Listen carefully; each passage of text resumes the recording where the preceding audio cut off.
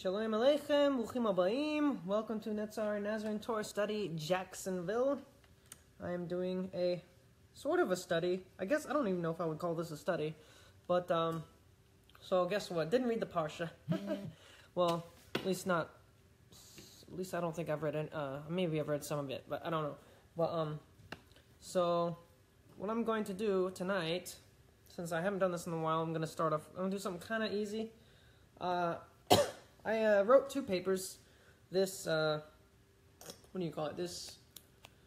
semester for two classes. I had one class, it was like a history class, and I wrote about the ancient Nazarenes when Christianity separated from Nazarene Judaism, or separated from its Jewish roots, lack thereof. And then another one I did about Shaul HaPalush, about Paul the Pharisee, and about the Torah, arguing that he didn't teach against it, and that the Torah is actually something liberating. But it's not.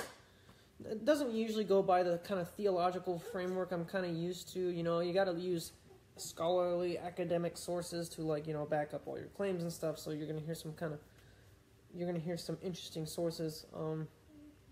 But I'm gonna read it. Hopefully it won't be too boring or monotone, because I'm gonna be reading it to you. So Shalom Yishai. Hey Yishai, do you want to join me? Shalom, bro. Let me see if I can add him in. If he doesn't. But yeah, so I'm gonna go ahead and I'm gonna start. It's pretty long. I'm not gonna say how long it is, because I don't want people to just leave on the spot. Okay. But anyways, so let's see. Was I gonna say anything? But yeah, this was for my liberation in the Torah, liberation in the New Testament class. So it's all about liberation theology. Unfortunately, the whole of course I get scriptures that doesn't necessarily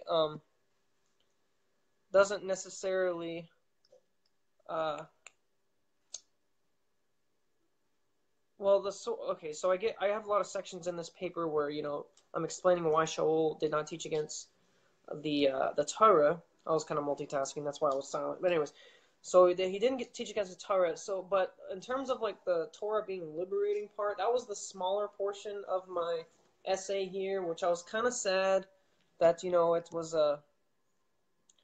was so short, but I was kind of in a deadline, and I already went above the page requirement, so I just kind of shortened it. But maybe, I don't know, maybe I can come up with some new ideas on the spot while I'm here. So, alright, I'll go ahead and get started.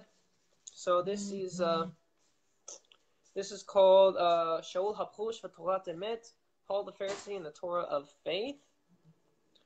I'm gonna go ahead and put my charger in my tablet real quick because it'll die on you guys, because I know when you're trying to preach about stuff and then technology is never your friend. Okay, so again, Paul the Pharisee and the Torah of Faith. So some of the most confusing places to read in the Bible are Shaul's letters. According to some people, I've heard some people say negative things about this source, but I think it's good for at least historical reasons. I don't know. But anyways, so according to Bart Ehrman, not only was Shaul Paul a Jewish apostle, he was a well-educated Pharisee from Tarsus, and who studied under Gamliel, one of the most revered teachers of 1st century AD. Since Shaul was so well-educated with a high-level understanding in Judaism, his letters contained a lot of great complexity. Some of Shaul's writings are so difficult to understand that even his fellow apostle Shimon Kefa, Simon Peter, comments on the complexity of his letters. So Shimon Kefa himself was well learned in Judaism, along with Paul being a Pharisee. So it's no wonder why Shaul's letters are difficult to understand. I mean, if Shimon Kefa's up there in Judaism, he's having trouble understanding his letters, and I'm sometimes I kind of wonder. I'm Shaul, why did you make your letters so hard to understand? Not everybody's a Pharisee. Oh well, that's how the Ruach HaKodesh, the Holy Spirit, led Paul to write. So we can't really question it. So there's much debate on Shaul's epistles, especially concerning the Torah, the law, among scholars, among Christians and Jews who both believe in Yeshua and also Jews who reject Yeshua. The dominant view amongst Christian pastors is that Shaul, or Paul, teaches that Messiah's death on the cross abolished the Mosaic law and that it is no longer to be kept. Some of these pastors also teach that the Torah was impossible to keep and was even a burden on the Israelites. Although some scholars agree with this interpretation of Shaul, in fact, some scholars disagree. Other groups that disagree with this interpretation are within, Hebrew roots movement, many within Messianic Judaism, and all of Nazarene Judaism. So this paper aims to demonstrate that Shaul did not teach against the Torah, and even though we can't keep the Torah perfectly, due to our sinful nature, the Torah is not a burden, and that there's even liberating freedom within the Torah. If the Torah is still to be kept today, that there's a huge implication on what it means to follow Yeshua of Nazareth. I got only one, so it's cool. Got one guy watching. That's my buddy Aharon Yishai Ben Dan. Shalom, bruh. Good to have you here. Okay, so before examining Shaul's letters, this paper will first demonstrate why a version of the Apostle Paul, or Shaul HaShaliach, Paul the Apostle, who taught the Torah was abolished or shouldn't be kept, is incompatible with early church history. If Shaul taught against the Torah, he would be out of place with historical groups Shaul was affiliated with. As mentioned earlier, Ehrman discussed how Shaul was a devout Pharisee. As a Pharisee, Shaul strictly followed the Torah as a guide for his life. This means Paul observed rituals such as the Shabbat, the Sabbath, Levitical feasts, offerings, as well as the Torah's dietary instructions, and many other customs. So Shaul also followed the traditions of the elders, which were oral traditions passed down from previous generations. Shaul was heavily involved in Judaism. So what most Christian leaders claim about Shaul's anti-Torah teaching is very inconsistent with the Pharisaical lifestyle, obviously. However, these Christian leaders are aware of this inconsistency, which is why they claim that Paul's Pharisaical lifestyle came to an end once he came to faith in Yeshua. The popular view is that after Shaul became a believer, he no longer observed the Sabbath, Levitical feast, dietary instructions, etc. And another source, Joan Taylor, describes Paul in her writing, The Phenomenon of Early Jewish Christianity, Reality or Scholarly Invention. So according to Taylor, Paul rejected most Jewish praxis as being obsolete under the new covenant. So Shaul would sometimes speak of his former life in Judaism.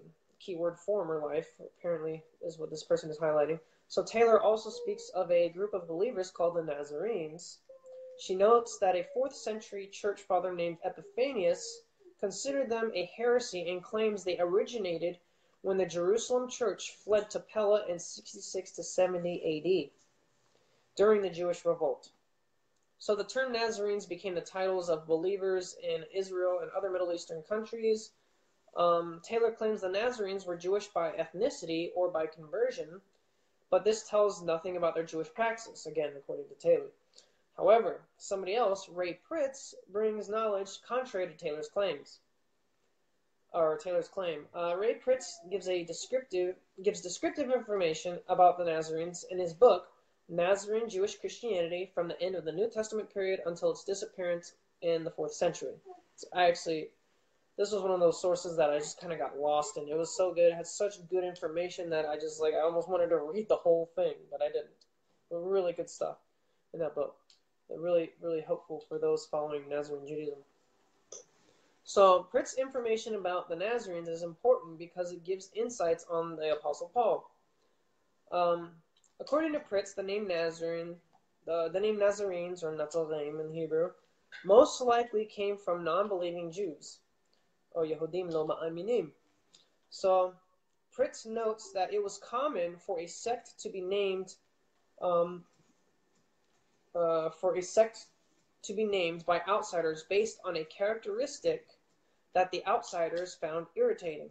In this case, Pritz believes the characteristic was based off the Nazarenes' insistent claim made about a prophecy Yeshua fulfilled. Since Yeshua was a Nazarene, a Nazarene, as in one from Nazareth, the Nazarenes believed this fulfilled a prophecy from Yeshayahu Hanavi, Isaiah the prophet. The prophecy states, "And a shoot goes out from the stump of Jesse, and a branch will bear fruit out of his roots." What is that from? Which version is that? I think that's the Hebrew roots version. That's Yeshayahu Yud Aleph. So it's Isaiah. It's Isaiah chapter 11, verse 1. The Hebrew term for the word branch in this passage is netzer, or netzer. I don't know how to. Anyway, since Yeshua grew up in Nazareth, Nazareth, the Nazarenes believe Yeshua is the branch, netzer, from the line of Yishai.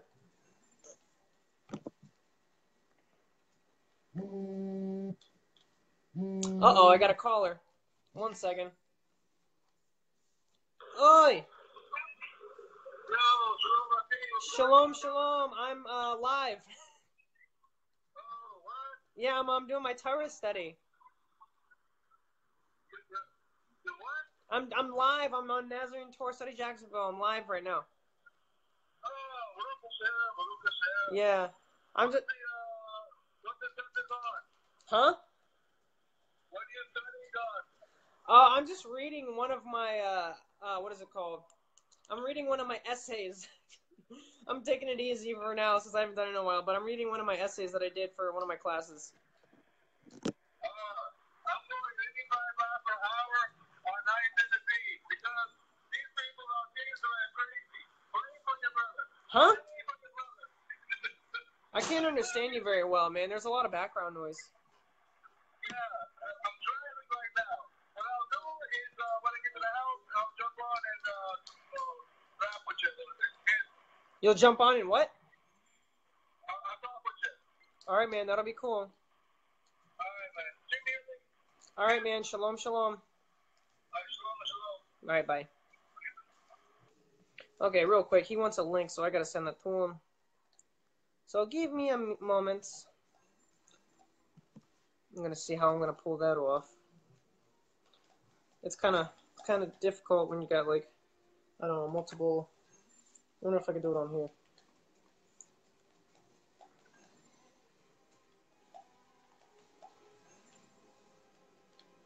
Oh, wow. People are actually watching my stuff. That's crazy.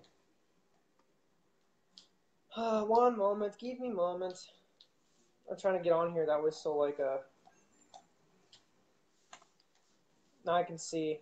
Okay. People can see what I'm doing. All right, so just gonna share this to my buddy Yishai, and then I'll get back to reading what I was doing. Sorry, guys. 1 moment. Ding ding ding ding ding ding ding ding.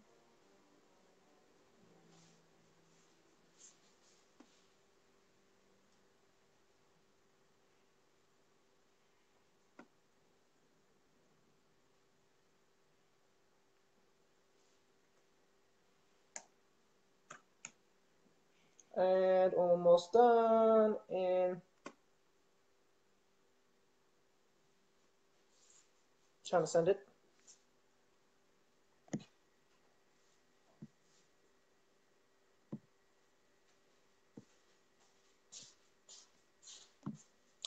For some reason, I'm unable to see where my comments are and stuff. I don't know why.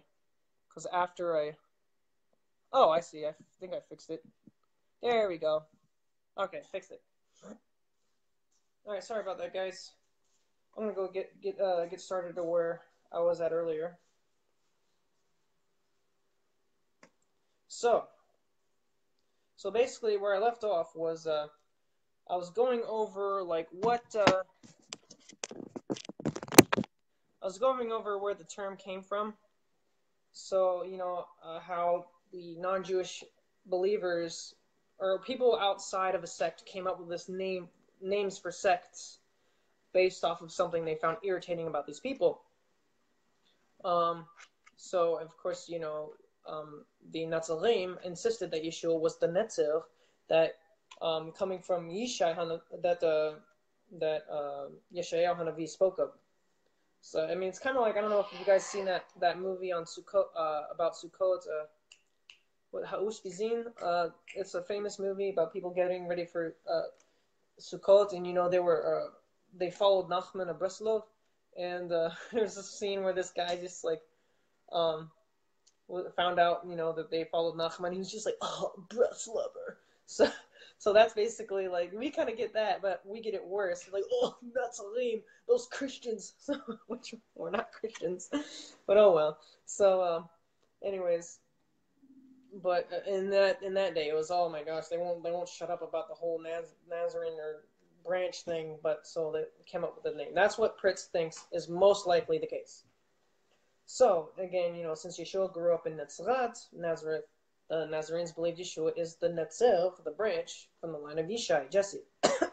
So according to Pritz, Shaul, Paul, was the first person to recorded to be called a Netzari or Nazarene, as an affiliation with the Nazarene sect. In Acts 24, verses 4 through 5, Tertulos, I don't know how to say that, said to the governor of Caesarea and accused Paul, saying, but that I not hinder you more, I beseech you to hear us briefly in your fairness, okay, for having found this man a pestilent and moving insurrection among all the Jews throughout the world, and a ringleader of the Nazarene sect.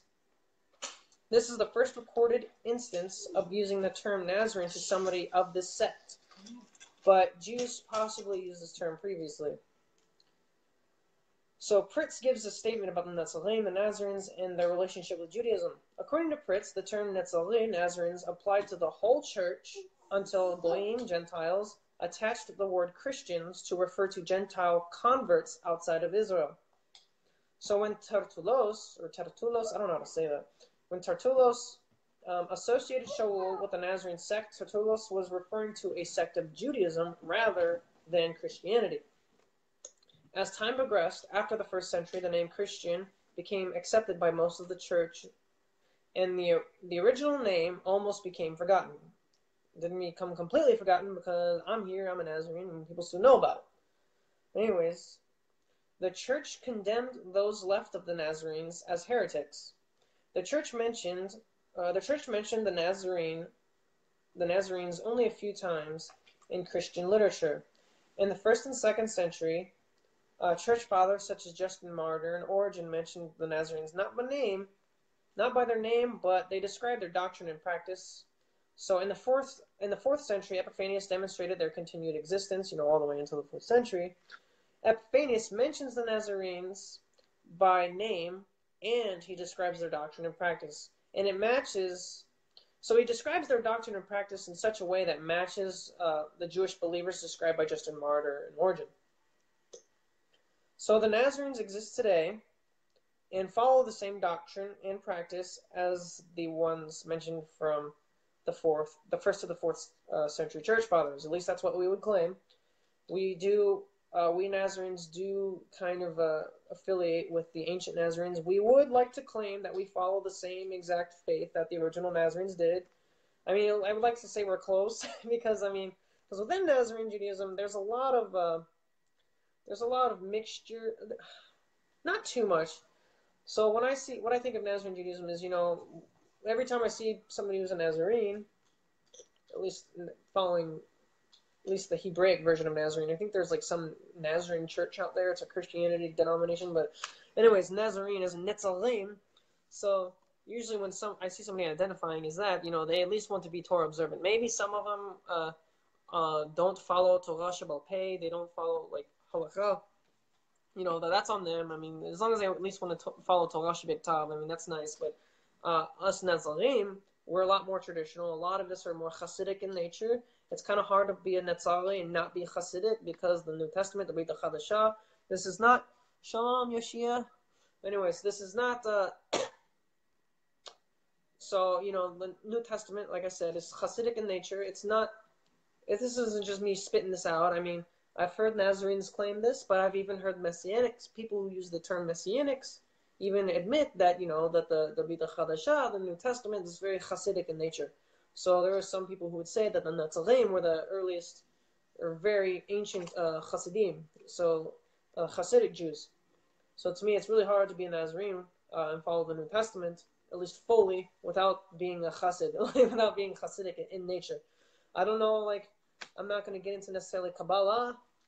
I don't know I don't know if there's any Kabbalah in the New Testament. A lot of people say that stuff's not kosher. I haven't looked into it myself, so I'm not going to say anything.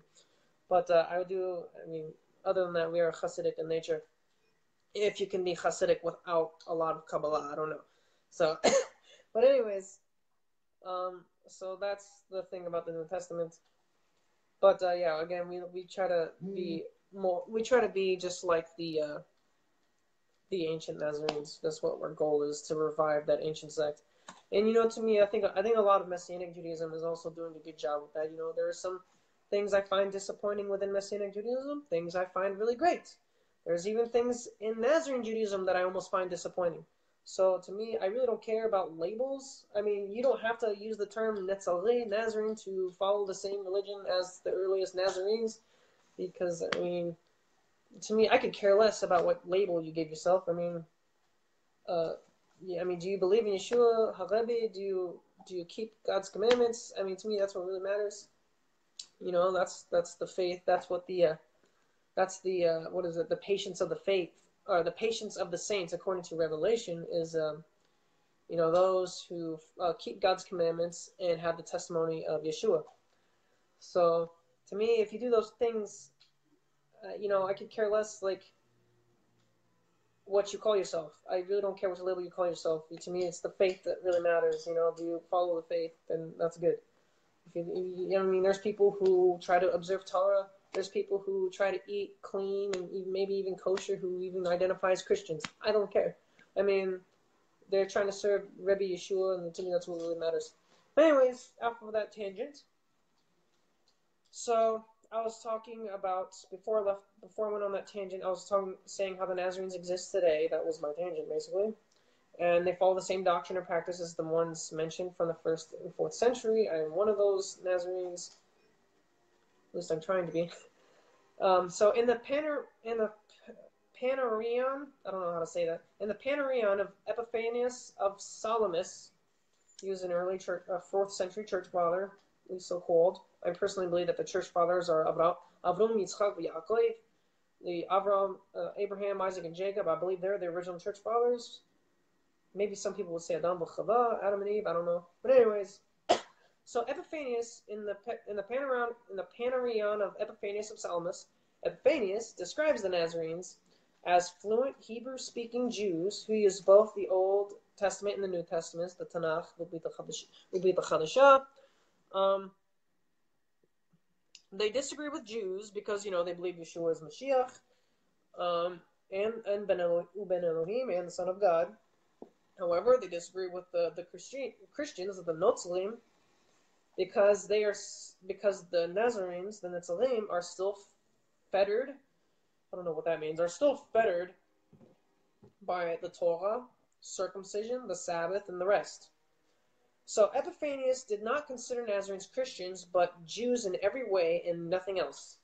So Epiphanius quoted Acts 24:5 and claimed Paul admitted to be a Nazarene. Epiphanius also claimed that Shaul did not follow the Nazarene doctrine.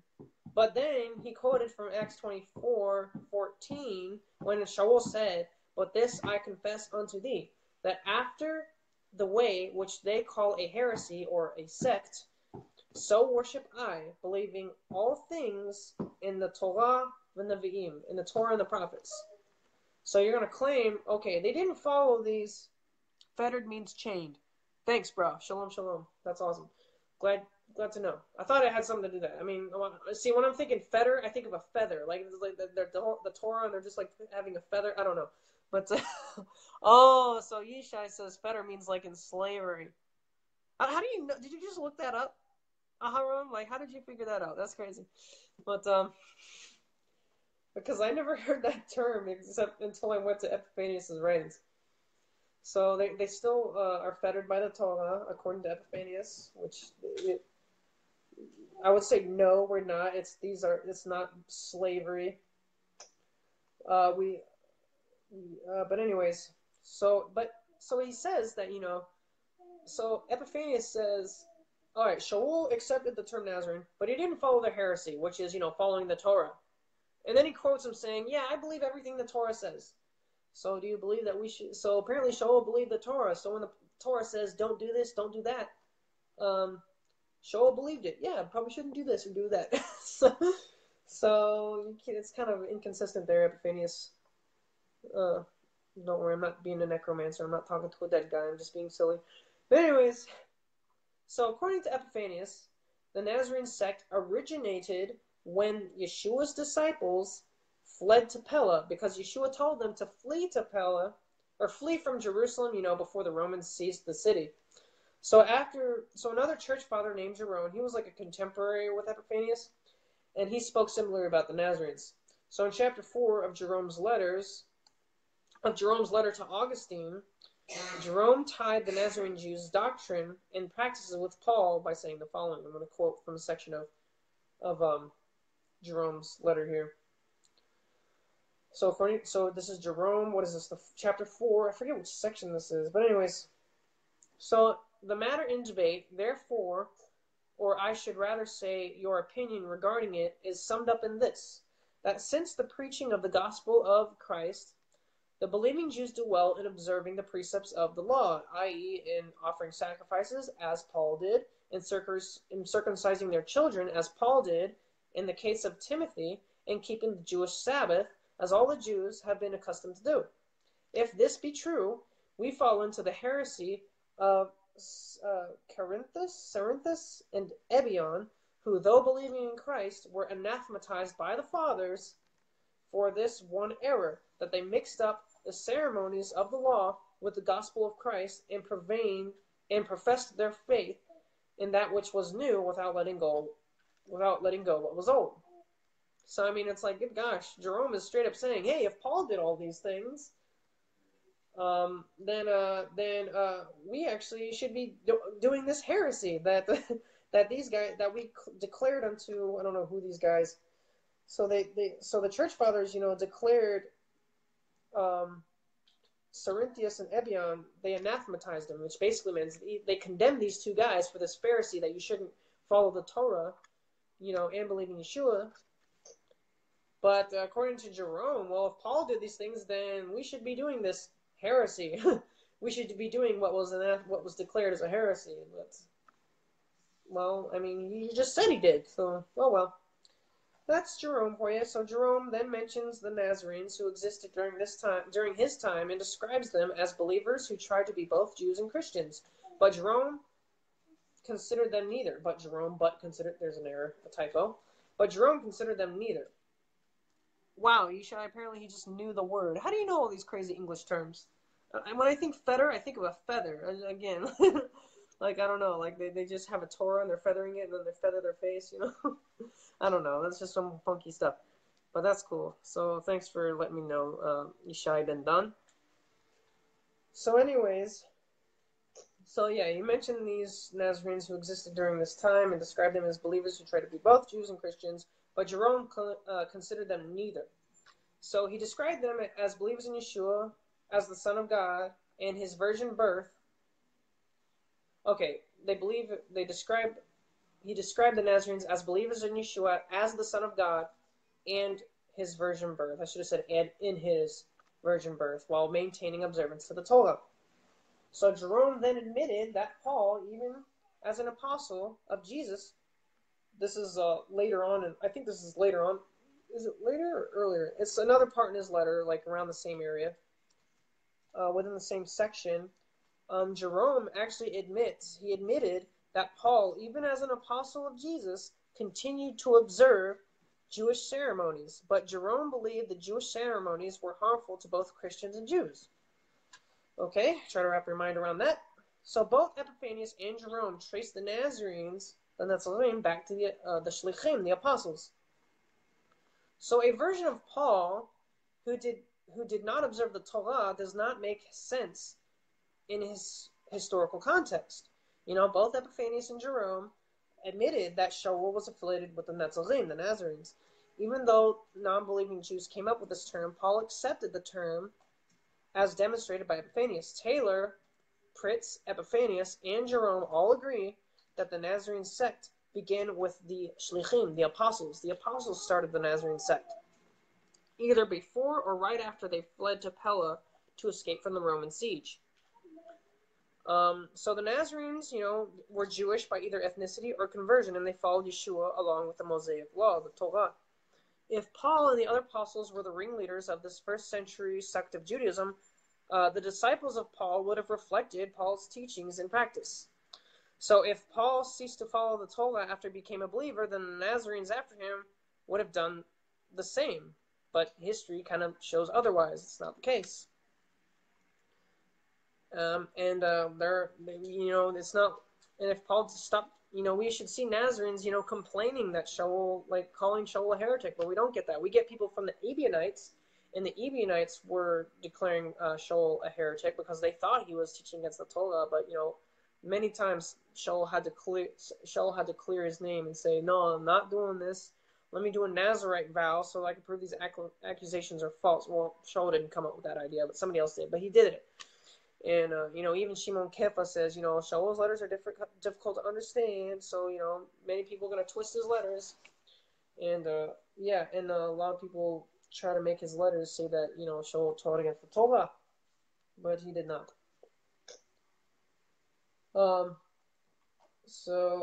There's another book. It's by Rodney Stark, and it's titled The Rise of Christianity. In it, he explains that the first century Jews who lived outside of Israel outnumbered the Jews living in Israel. So about 1 million Jews lived in Israel, while 4 to 6 million Jews were in the diaspora. So the Jews in the diaspora were Hellenized, which means they were heavily affected by Greek culture. Shalom, Yoshia. Baruch haba, welcome. So these Jews almost lost their ability to speak Hebrew to the point that the Tanakh had to be translated in Greek, and I believe that's where we get the Septuagint. So these Jews, they adopted cultural views of the Greek Enlightenment into their own lives. They also saw that the Torah became difficult to observe since they were surrounded by Greek culture. I kind of understand that line of thinking, however, don't completely agree with it. The Torah, in my opinion, is not hard to do in and of itself. It's just difficult because the nations around you don't do it. So, you can't serve two masters. You got to pick Hashem and follow His instructions, or you're gonna follow the instructions of the world, the Torah Hashem or Torah Ha'olam. So the world's Torah or God's Torah. I prefer to go to follow God's Torah. So the Torah completely set apart the Jews from the Greeks. Set apart. So in other words, it made these Jewish people holy. To these Jews, the Torah was a form of bondage that prevented them from living among the Greeks and partaking in their culture. So according to Stark, these Jews were isolated in a spiritual ghetto and considered to be among the barbarians. Stark claims that Christianity offered Hellenized Jews a compromise. So because of the law-free gospel that Shaul supposedly, was preaching, these Jews were able to maintain their Jewish identity while being able to partake in Greek society. So by converting to Christianity, Hellenized Jews no longer felt the pressure of being torn between two cultures. Stark then quotes this guy Pharisee, and I have no idea who that is, who described Pauline Christianity as accommodated Judaism. It's kind of like Reformed Judaism, I guess. So Christianity also displayed a remarkably familiar face to the non-Jewish Greco-Roman culture as well. So this new religion of Pauline Christianity was able to attract both Jews and Gentiles to associate with the same religion. So one could argue that, and really, the one who started Christianity was this guy Ignatius of Antioch. So that's what these Hellenized Jews were attracted. It was Ignatius's religion that he came up with, which was Christianity. So, one could argue that Paul taught against the Torah because Paul lived among the Hellenized Jews in Tarsus. And 1 second, my thing just kind of glitched on me for a second. So, they could argue, Shaul lived in Tarsus. He lived among the Hellenized Jews in Tarsus. After all, according to Ehrman, Tarsus was a Greek city in Cilicia of Asia Minor. So one may suggest that, since Paul lived in the Hellenized world, he too saw the Torah as bondage. The city Shaul lived in was a location of a school of higher Greek learning for the social and intellectual elite.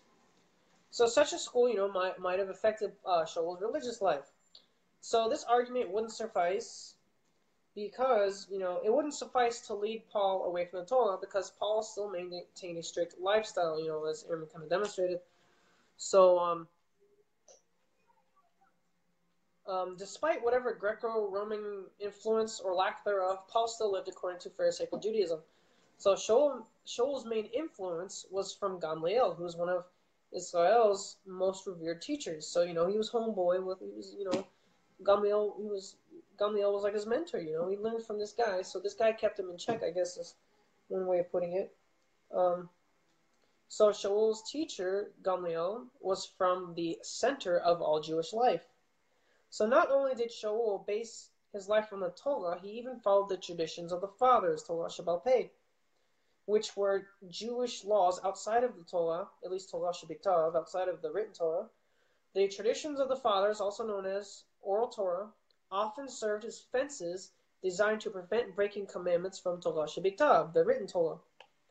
So Jerome also demonstrated that Shaul even maintained his Jewish lifestyle after he came to faith in Yeshua, even though also according to Jerome that Jewish lifestyle is fatal to Christians and Jews.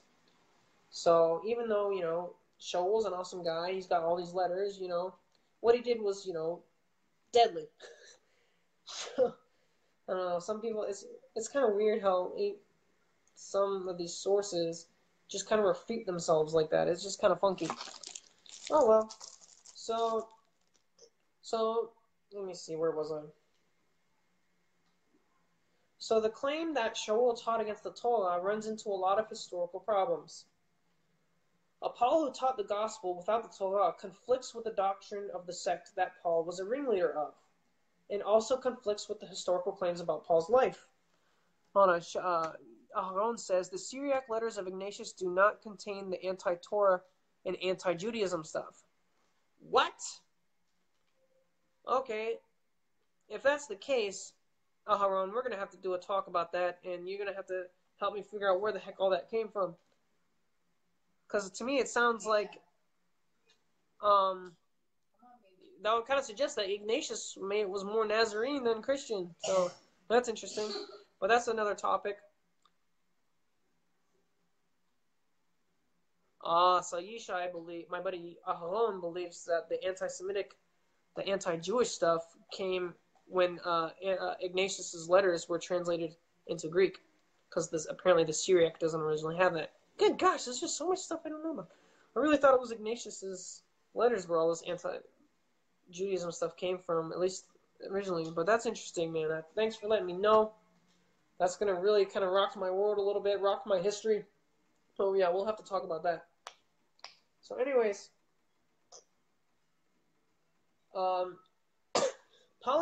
so again, I said, Paul, who taught a gospel without the Torah, conflicts with the doctrine of the sect Shaul was the ringleader of, and conflicts with historical claims about Shaul's life. So Pauline Christianity may be a religion ascribed to Paul, but it doesn't mean that Pauline Christianity represents the religion Paul practiced himself. So Ehrman made a similar claim about Yeshua. According to Ehrman, Christianity is not so much the religion of Jesus, which is the one that he himself proclaimed, as the religion about Jesus, the religion that is based on his death and resurrection. So this quote seems to imply that Christianity does not represent what Yeshua preached and practiced.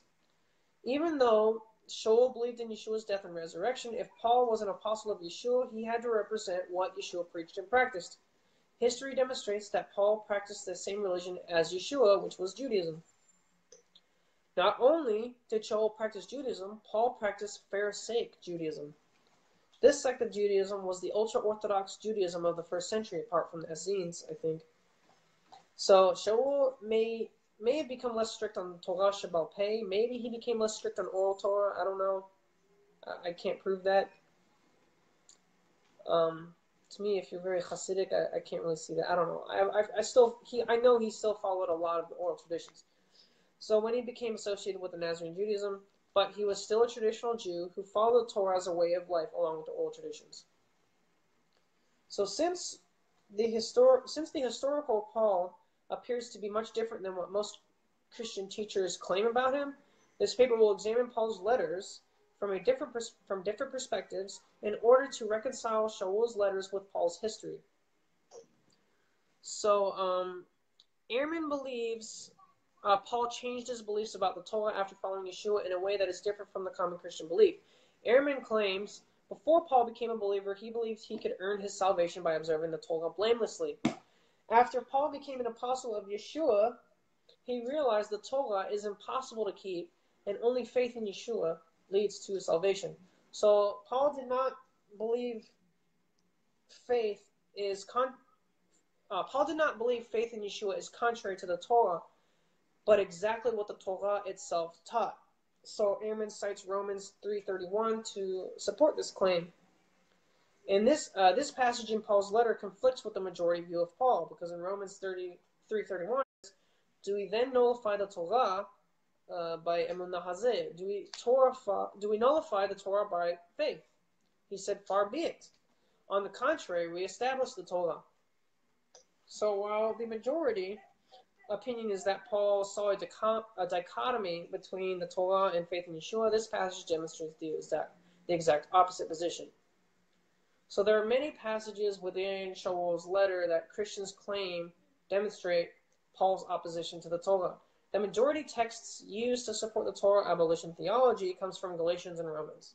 And of course there are others, but I'm talking about the majority here. So the first passage this paper will examine is brought by John R. Jordan in his book From Law to Logos, Reading St. Paul's Epistle to the Galatians.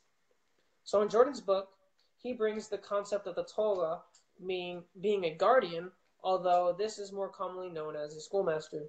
Usually I hear it as, the passage about the schoolmaster.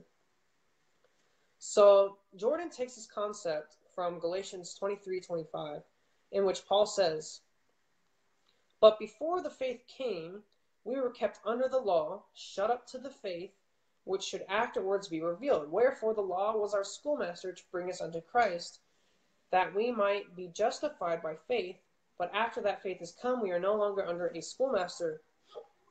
The analogy between the law and the schoolmaster leads Jordan to believe that obedience to the Torah was only temporary, and after one comes to faith in Yeshua, a person no longer needs the Torah in his or her life. So the book in the book Jesus, the Torah, and Messianic Judaism by Stephen H. Hedges gives a different explanation of this verse. Hedges reads this verse in such a way that demonstrates that the Torah is still valid in our lives.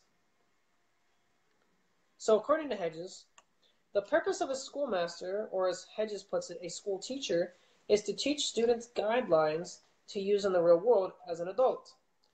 So everything a student learns is valid, especially so if the school is governed by the Spirit of God. So when students graduate, they don't abandon the guidelines their teacher taught them. Instead, the students carry out the guidelines into their lives. The guidelines from the Torah are valid before and after faith in Yeshua. So we go to school to learn math, and then we graduate and not use it in life. Shaking my head. Yo, Shia, are you able to join? Do you want to join split screen with me, or are you still driving? You gotta let me know. But I'd like to have you on here, buddy. But anyways, this is cool. People are actually. I'm glad at least 2 people are watching. At least 2 people that I know of are watching. Unlike last time, nobody joined. They're just like, oh great, it's Zach. He's on there. Gosh, that punk. Let's see. Yeah, so far I only got 2 people watching. That is totally fine. I'd be happy if just 1 person was watching. So anyways, yeah, good point, Yoshia. That's a good point that you bring it up. I do actually use math. I mean, I even use math in my religious life. You know what? Because sometimes I have to count certain things, yada yada. But it's okay. I have to add and every once in a while I do have to use math. So it is a useful skill, believe it or not. I may not use necessarily like straight up algebra or calculus, but I still use math. It is pretty necessary. But anyways, so let's see, where were we? So I said again, the guidelines from the Torah are valid before and after faith in Yeshua. When Shaul says we're no longer, this is Stephen, what is his name? Hedges. This is Hedges' argument. So when Paul says we are no longer under a schoolmaster, he refers this to not being under the Torah. Well, actually, this is kind of me just pointing this out. He refers this to not being under the Torah. So Paul used the phrase under the Torah, under the Torah, under the law, multiple times throughout his letters. When Shaul used this phrase under the law, he did not simply mean obedience to the law. When you're under the law, that doesn't necessarily mean just obeying it. Under the law means being justified based on one's ability to keep the law. So this paper will demonstrate that this concept further in another passage in Galatians. Just as one with faith will not be judged on their ability to observe the Torah, those who graduated will no longer be judged on how they were able to follow their schoolmaster. So basically, in other words, when you get a job, after you become an employee in a job, your boss isn't going to be, oh man, you punk, you only had this, you didn't listen to your professors or yada yada. So I guess that's kind of basically what Hedges is kind of getting at. That's my guess. So another way to look at this passage is simpler than Hedges' view. So Paul is only relating to the law as a schoolmaster because a schoolmaster in this passage is someone who escorts a student to their teacher. Graduation is not a part of the issue.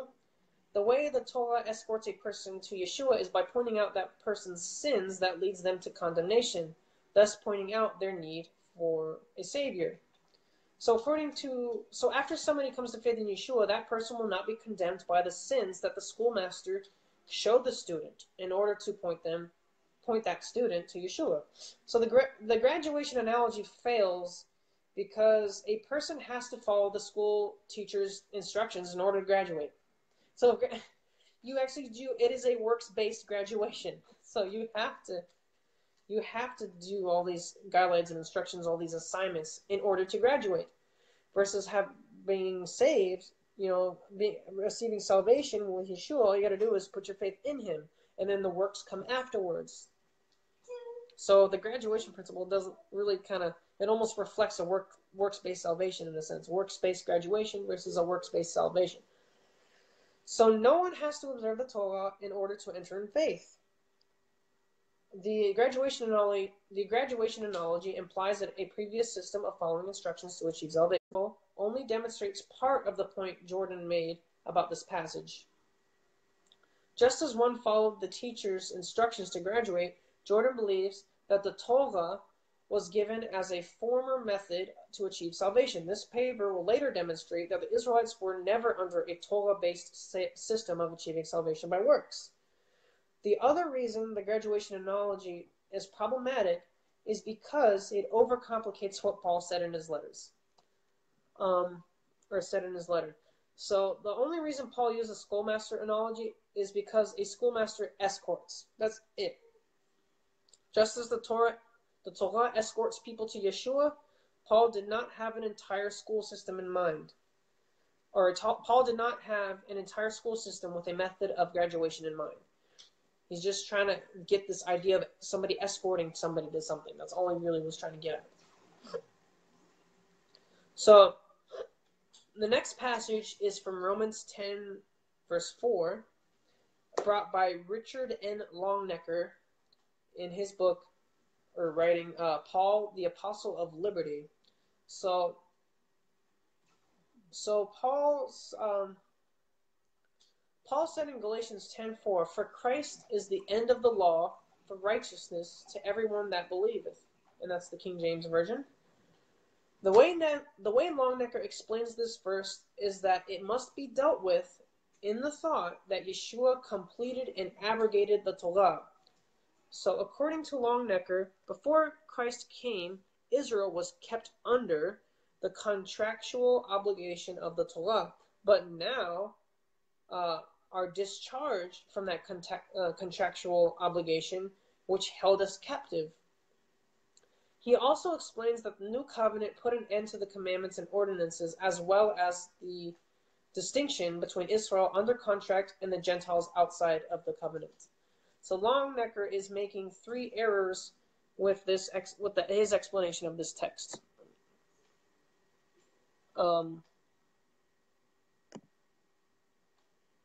Weird, I can't invite Yoshia. Oh well. So first error is Longnecker takes this verse out of context by applying a meaning to it that puts the verse out of place from the surrounding verses. He also reads a mistranslation that gives him a different meaning of the text. So finally, Longnecker assumes that in order to bring Israelites and Gentiles together, God has to put an end to his law.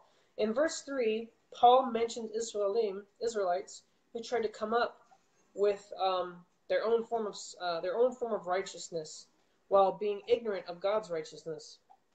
So, with a translation that suggests verse 4 is talking about Yeshua putting an end to the law, does not make sense coming from verse 4. With a translation that suggests that verse 4 is talking about Yeshua putting an end to the Torah, the law, does not make sense coming from verse 3. So the word for end in verse 4 is the Greek word telos, which can mean goal. So another way of translating this verse is, for Messiah is the goal of the Torah for righteousness to everyone that believes. In light of verse 3, I believe that's the Hebrew roots version, I think. No? I don't know. I think I just translated that. But anyways, so in light of verse 3, in which Paul talked about Israelites establishing their own righteousness without knowing God's righteousness, verse 4, or we can do dual screen after your share. Okay, all right, sure, we'll do that. What do you mean after my share? Like after my Torah study, Yoshia, or like doing like a separate Nazarene Torah study thing? I don't know. Yeah, am I clearing up on that? Anyways, I'll continue reading. So again, in light of verse 3, in which Paul talked about Israelites establishing their own righteousness without knowing God's righteousness, verse 4 takes on a different meaning. In verse 4, Shaul explained what the righteousness of God is. So according to Shaul, Yeshua demonstrated the righteousness of God by his perfect obedience to the Torah. What Paul explained is that the goal of the Torah is to live like Yeshua. Yeshua is our example of how to follow God's Torah for believers learning to live righteously. So in verses 5 through 8, Paul quotes two verses from the Torah. This is after verse 4, of course, where the mistranslation came up.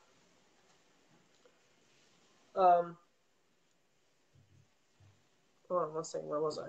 So again, in verses 5 through 8, Paul quotes two verses from the Torah.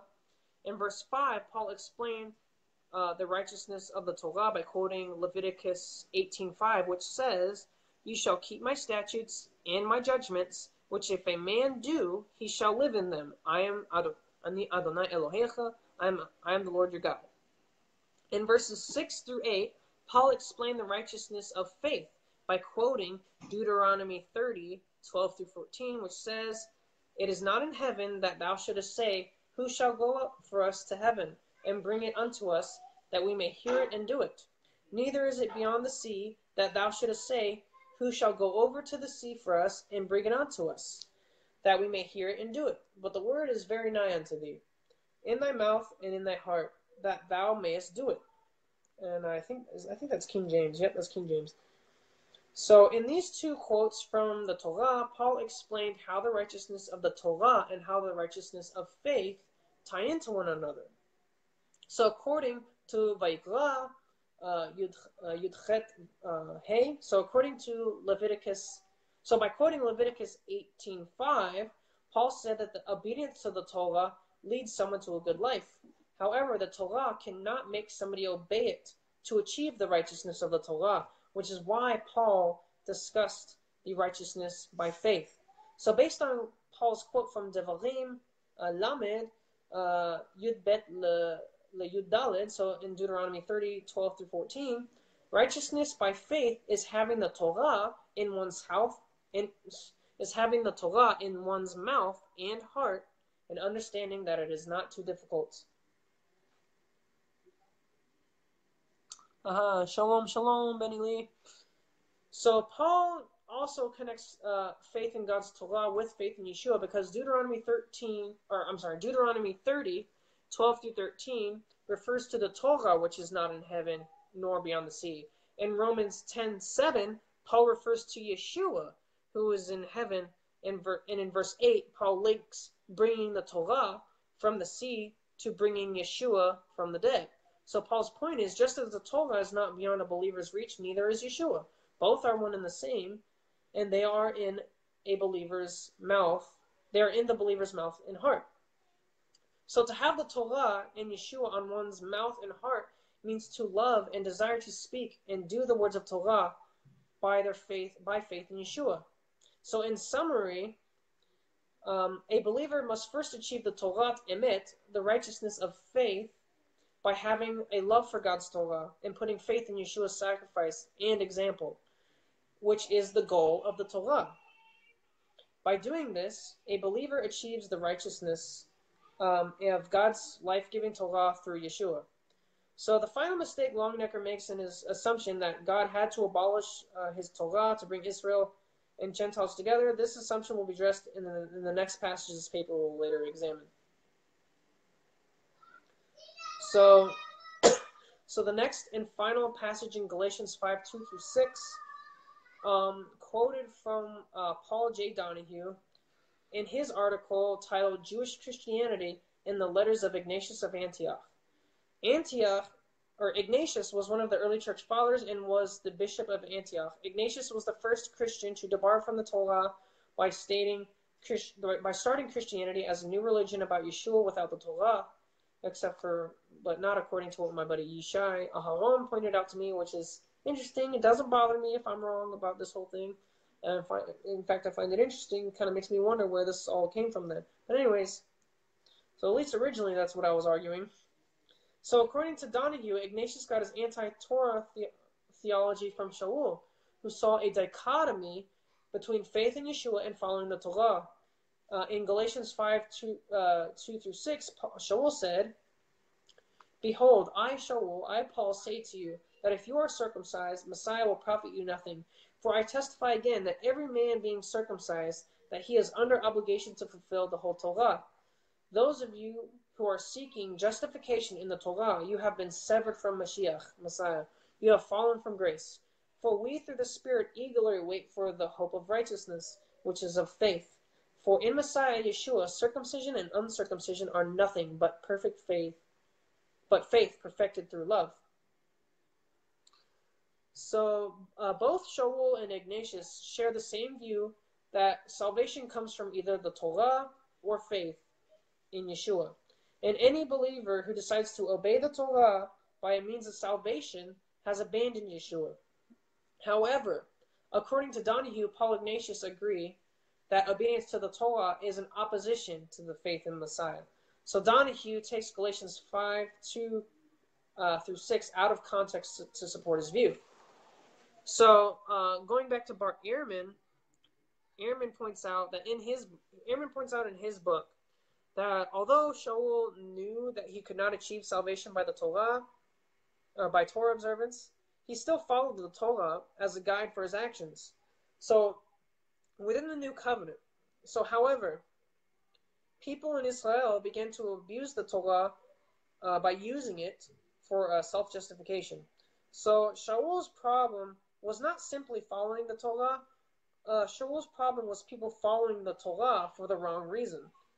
So in Galatians 5:2-6, Shaul seemed to speak against circumcision and the rest of the Torah, but verse 4 clearly demonstrates that Paul spoke against circumcision along with the rest of the Torah as a means to achieve salvation when he said, "Those of you who are seeking justification in the Torah, you have been severed from the Messiah. You have fallen from grace." So for Paul, circumcision along with the rest of the commandments was an outward sign of faith. after already entering into covenant with God. One must enter the covenant by placing faith in Yeshua. Then, as a result of that faith, as one continues to walk with God, they will learn to keep more of the commandments from God's Torah. So Paul did not speak against this process, but rather the reversal of it. So complete faith causes Torah observance after salvation is already established. The Torah shows believers how to follow Yeshua after receiving salvation, not before salvation. So there are many places in Shaul's letters where he might seem to speak against the Torah, but he didn't. So Shaul's letters are sometimes difficult to understand because of the complexity of his Pharisaic and rabbinic Jewish mindset. So he only spoke against a certain reason for Torah observance, not Torah observance by itself, or Torah observance as an expression of your faith. Was it Yaakov HaTzadik? Was it Yaakov HaTzadik that said, faith without works is dead? So once you have faith, works will come out of that. That's the fruit being produced. That's fruit being produced. So when Paul made any contrast between faith and and Torah observance, he never said Torah observance has no part in one's faith. He simply explained that faith and the Torah are not the same thing. So the Torah cannot cause somebody to have faith in God's word. Faith is an individual's decision. So complete faith does, however, cause one to enter into God's covenant, and Torah observance follows afterwards as a result. So since this paper demonstrates both historically and scripturally that Shaul did not teach against the Torah, this paper will explain the implication of this in terms of liberation. I wonder if I even... Okay, anyways. So while most teachers within Christianity teach, that the Torah is bondage, Ehrman explains in his book, why this teaching is a misconception.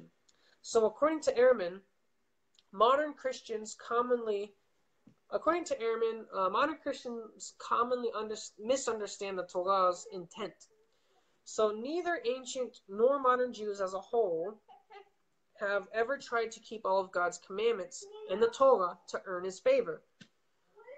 To earn his favor. So for Jewish people, the Torah is not a method of obtaining salvation. Even in the book of Habakkuk, it says, the just shall live by faith. I like to believe that Jewish people just completely ignore that scripture. But, they seem to understand that the just shall live by faith, yet they're doing all these ritualistic customs. It's a part of their faith. It's a part of the faith. So, anyways. So, again, for Jewish people, the Torah is not a method of obtaining salvation. The Jewish people followed the Torah because of the favor God had already showed them when he took them out of Mitzrayim, out of Egypt. So God gave the Torah to Israel as a guide with instructions for living up to God's calling. So instead of viewing the Torah as bondage, full of dreadful rules that no one enjoyed, religious Jews see the Torah as a great joy to uphold. So God delivered the Israelim from bondage by rescuing them from Mitzrayim, from Egypt. If what most Christians say about the Torah is true, then God delivered Israel from bondage to place them back into bondage again. So oh well. So later in Ehrman's book, he talks about this concept, the same concept in regards to Shaul. So according to Ehrman, most Christians see Shaul before his faith in Yeshua as someone guilt-ridden to follow an impossible law. Actually, let me go back a few moments. I forgot to mention something. So early, it's funny how Ehrman was saying, that this whole idea that the ancient Israelim, it's a misconception that they try to follow the Torah for their own salvation. But at the same time, Ehrman also claims that, before Paul came to believe in Yeshua, he himself believed he could earn his own salvation. And I'm just kind of like, that's kind of a contradiction there. Didn't you just say that the Jews, even the modern Jews, did not try to do that? And Ehrman does also mention how after Shaul's faith, there were people who started trying to use the Torah as a means of self-justification. So if Paul changed his views of the Torah, like before he tried to earn his salvation, where did he get that idea from? if the other Jews didn't get it, so Shaul would be really placed out of his Jewish context, you know, it'd be kind of weird. But anyways,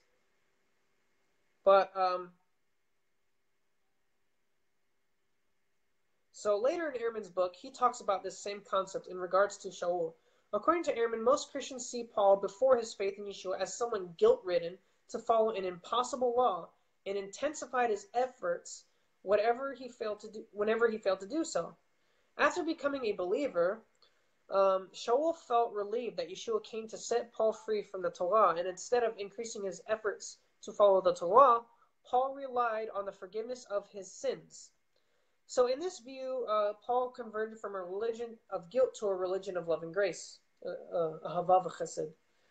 So Ehrman notes that there is no evidence that Shaul felt guilty for not being able to follow the Torah, but he actually considered himself blameless, that's pretty made evident in his letters. You really read his letters, like in Galatians, he says that he was blameless.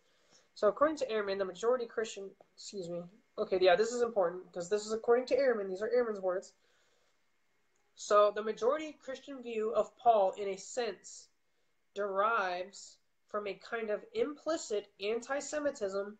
The Jews were burdened with an impossible law and don't do a good job of keeping it than from Paul himself.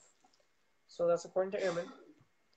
So for Jewish people, not only is there no reason for God to set them free from the Torah, this concept is offensive to Judaism. So Ehrman says Ehrman says something interesting about the Torah in its relation to Gentiles. So according to Ehrman, Paul did not see the Torah as a burden for Goyim, as a burden for Gentiles, but Ehrman goes in an ironic direction. Ehrman claims that Paul saw Gentiles who followed the Torah as a total affront, like an offense, like it's just horrible for Goyim to follow the Torah. It's just Mashiga, it's crazy, according to Ehrman. Ehrman cites Galatians 2:21 as well as verse 4 from the same passage as Donahue, which was Galatians 5:2-6, to support his claim. So both of these verses show that Torah, what these verses are talking about is that the Torah does not justify anyone in God's sight, and if it did, Yeshua's sacrifice was in vain. Yishai is back on. Shalom, bro. Aharon, Bendan, nice. So Ehrman already demonstrated that Paul believed that the Torah does not lead to salvation, but that obedience to it is an outward expression of faith. So Ehrman incorrectly uses these verses in relation to Goyim, Gentiles, because again, Paul is not telling Galatians to abstain from Torah observance. He is telling them not to observe the Torah for the wrong reason. These passages do not relate to Ehrman's argument at all, because nowhere does Paul mention ethnicity and its effect on Torah observance. Ehrman is probably basing his argument on the fact that Paul's audience happened to have Gentile backgrounds. So Ehrman's claim relates to Longnecker's claim about the Goyim when he claimed in order to bring Israel and Goyim together, he had to abolish his Torah. For both Ehrman and Longnecker agree that the Torah is not for Goyim, but Longnecker takes it a step further. According to Longneckers, to keep Goyim away from the Torah, God abrogated it. So the reason Longnecker believes God kept Goyim away from the Torah is because his claims that the Torah was a burden, not just for Goyim, but also held the Jews captive.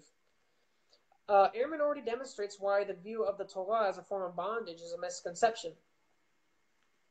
So if the Torah is not bondage, in what way does it relate to liberation? This is the small part of my essay, unfortunately. But anyways, so the Apostle Yaakov, did my voice just crack? Anyways, the Apostle Yaakov, James, his name is actually Jacob or Yaakov, but I don't know. Some people say King Jimmy wanted an apostle named after him, so they changed Yaakov's name. I don't know if that's true. I haven't looked into that, but that's the claim. So the Apostle Yaakov, James, relates the Torah to freedom in James 1:25. When he said, "But whoso looketh into the perfect law of liberty and continueth therein, he being not a forgetful hearer, but a doer of the work, this man shall be blessed in his deed." So to Yaakov, there's a correlation between Torah and liberty. So in Galatians 5:1, Shaul said, "Then stand firm in the liberty with which Mashiach set us free, and do not be harnessed again with a yoke of slavery." You see, many Christians take this verse out of context because the following verse speaks of circumcision and the rest of the Torah, or observing those things. But many believe Paul is speaking against Torah observance in verses 2 through 6 as a form of bondage. They assume the yoke of slavery that Yeshua set us free from in verse 1 is the Torah. The mistake these people make is their belief that verse 1 is related to verses 2 through 6. But Shaul is actually, with verses 2 through 6, Shaul is actually introducing a new idea in these verses. So, Paul's original letters were not organized by chapters and verses. So, verse 1 actually is the concluding statement of the final verses of chapter 4, not the beginning of chapter 5. So, this is made evident by how Paul explained that the yoke of slavery is that Yeshua sets people free from. This is made evident by how Paul explained what the yoke of slavery is that Yeshua sets people free from. So in Galatians 4:23, Paul demonstrated that the yoke of slavery is living according to the flesh. Later in verse 29, Paul showed that the free people live according to the ruach, the spirit. So living according to the flesh is bondage because it prevents people from living according to the Torah of liberty. So according to Shaul, the only way to follow the Torah of liberty is by living free according to the ruach, the spirit. So Paul said in Romans 7:14, "For we know that the Torah is spiritual, but I am fleshly, having been sold under sin." So Paul explained this principle of living by the flesh versus living by the spirit further in Galatians 7:25 by saying, "I thank God that through Yeshua Mashiach, Adonenu, our master, so then I myself with my mind truly serve the Torah Elohim, the Torah of God, and with the flesh, the Torah Chet, the Torah of sin." So he then explained this principle in Romans 8:4-8 by saying the following: "So that the righteousness demand of the Torah might be fulfilled in us, those not walking according to the flesh, but according to the Spirit. For the ones that are according to the flesh mind the things of the flesh, and the ones according to the Spirit mind the things of the Spirit." Let me put my 2 cents in here real quick. So earlier Shaul said that the Torah is spiritual. So if working according to the flesh is having your mind set on things of the flesh, that means it's set on things other than the Torah. Because if it's setting things other than the Spirit, it's setting their mind on things other than the Torah, which is spiritual. But according to the Spirit, they have their minds set according to the things of the Spirit, according to things of Torah, because the Torah is spiritual. So again, with Paul's letter, continuing, to be carnally minded is death. But to be spiritually minded is life and peace, because the mind of the flesh is enmity towards God, for it is not subject to the Torah Elohim, the Torah of God, for it is not possible to be so. And I believe that is the Hebrew Roots version. So the Torah relates to liberation because those living according to the Torah correctly are set free from the flesh by the Spirit. So living by the flesh leads to sin, and sin leads to suffering and ultimately death. So the Torah is filled with instructions that lead to a peaceful life. Chaim Shalom, I guess is how you say it. Chaim Shalom. I don't know. Anyways, so the Bible teaches that God made this world. He knows how it works and knows the best way to live on it. An example of these life-giving commandments are the dietary instructions in Leviticus 11 and Deuteronomy 14. A scientific study from David I. Macht demonstrated that the unclean animals in these passages contain much higher levels of toxicity compared to the clean ones.